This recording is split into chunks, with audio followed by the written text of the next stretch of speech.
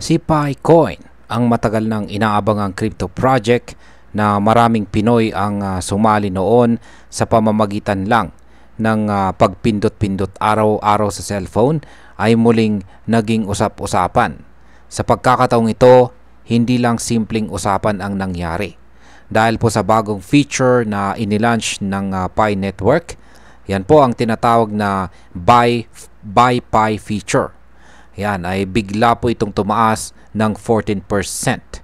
Yan, biglang tumaas ng 14% ang presyo ni Pi. Oo, tama po ang narinig ninyo. 14% ang inangat ng presyo ni Pi sa loob lamang ng isang araw. Ngayon ay ano nga ba ang meron sa bagong feature na ito?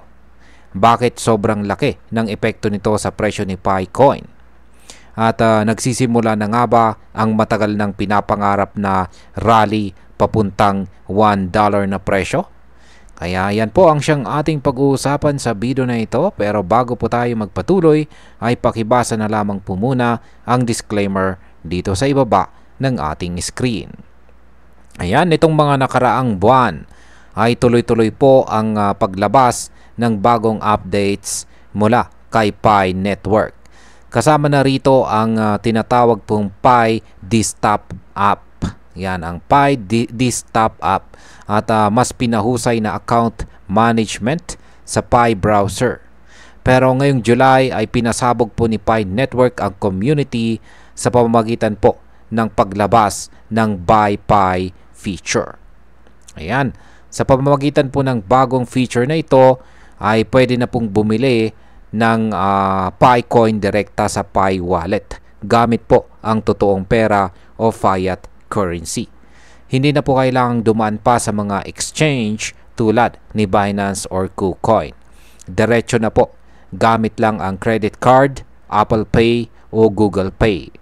Parang online shopping lang. Ayan, pero ang binibili mo ay hindi sapatos o pagkain, kundi PiCoin mismo. Ngayon, ang tawag po sa ganitong sistema ay on-ramp. Ibig sabihin ay nagbibigay ito ng paraan para makabili ng crypto gamit ang fiat. Sa madaling salita, tinatanggal na ni Pi Network ang pangangailangan sa mga third-party exchanges. Ayon po kay DAO World, isa sa mga pioneers, ang hakbang na ito ay para gawing mas simple at mas madali para sa lahat na bumili ng PiCoin kahit saan, kahit kailan. Ibig sabihin ay mas accessible na po si PiCoin ngayon. Mas madali na po siyang makuha at dahil dito ay mas maraming tao ang pwedeng pumasok at bumili kaya tumaas ang demand. Ayan. Pagkalabas po ng balita ay agad na tumalon ang presyo ni PiCoin ng mahigit 14%. Ayan, tumabot ito sa presyong 0.5212 sa OKX exchange. Ngunit gaya po ng ibang crypto, pagkatapos po ng mabilis na pagtaas, may profit taking or pagbebenta para kumita. Kaya bahagyang bumaba po ulit ang kanyang presyo. Pero kahit bumaba ito, hindi pa rin po nawala ang interes ng mga tao kay Pi. Ngayon habang ginagawa natin ang nagkakaroon po tayo ng recording dito, ay si PiCoin ay bumalik po ulit sa presyong 0.47678. Ayan. Kanina is nasa 0.47 na rin po siya. Ayan yung unang video natin kay Pi Network. Kaya ayan, halos 5% na naman ang itinaas niya nitong nakalipas na 24 oras.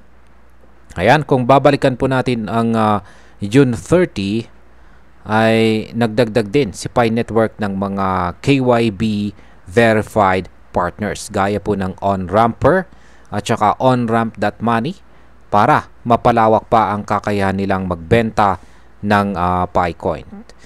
Yan ang kanilang PiCoins. Ibig sabihin ay matagal nang tinatarget ni Pi Network ang accessibility at saka adoption. Kaya ang bagong Buy Pi feature ay natural na kasunod lang ng nauna nilang mga hakbang. Yan, dahil sa meron pong Buy Pi, maraming members ng community ang nagtatanong kung kailan naman ang Sell Pi button. Ayan. Marami sa mga pioneers ang gusto nang i-convert, yan, gusto na pong i-convert ang kanilang Picoin papunta sa fiat or totoong pera. At kung mangyari ito, mas magiging kompleto na ang ecosystem ni Pi Network. Mula po sa pagmina, pagbili, hanggang sa pagbenta. Ayon po sa ilang analyst gaya po ni Moon Jeff, mukhang nagsisimula na ang laban ni Picoin para makabalik sa eksena.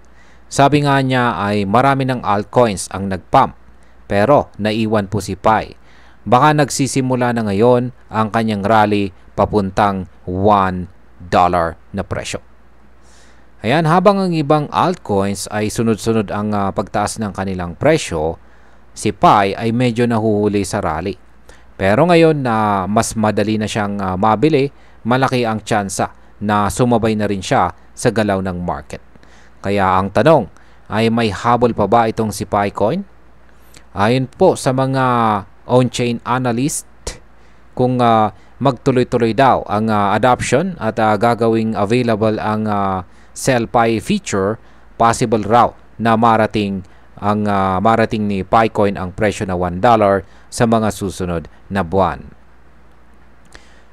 At ayan mga crypto, kung isa ka po sa mga matagal ng nagmina ng Pi gamit lang ang cellphone mo, magandang balita po ito para sa atin. Dahil unti-unti nang binubuo ni Pi Network ang buong ecosystem na dati-rati pangako lamang. Mula po sa pag-click araw-araw, ngayon ay pwede na pong bumili ng Pi gamit ang tunay na pera. At kung totoo ngang darating ang Sell Pi feature, malapit na ring maging realidad ang pagka-cash out. Pero para po sa mga baguhan, tandaan po ninyo ito. Ang pagpasok po sa crypto ay hindi po basta-basta.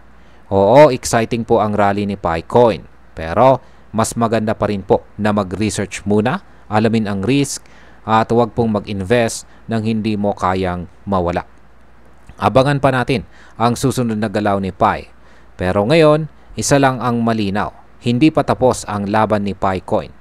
Baka ngayon pa lang siya nagsisimula. At ayan, hanggang dito na lamang po tayo sa video na ito mga ka-crypto. Marami pong salamat sa panonood. Ingat po tayo lagi at God bless po sa ating lahat.